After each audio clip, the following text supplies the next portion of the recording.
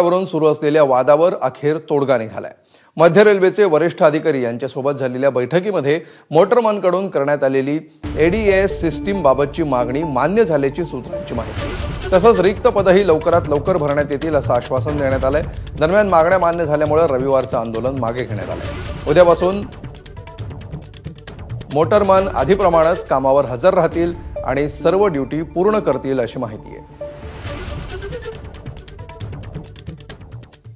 तर मध्य रेल्वेच्या लोकलचे मोटरमन नेमके कोणत्या मागण्यांसाठी आग्रही आहेत आपण पाहूया। मोटरमन केबिनमध्ये सीसीटीव्ही लावण्यास मोटरमन संघटनांचा विरोध आहे।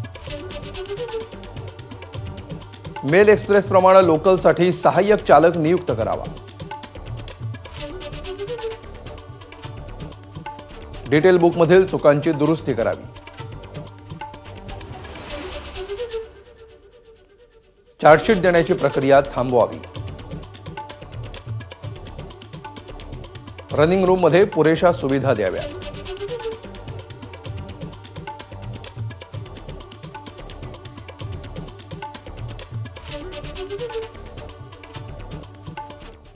आणि आता बातमी राज्यातल्या राजकारणाची।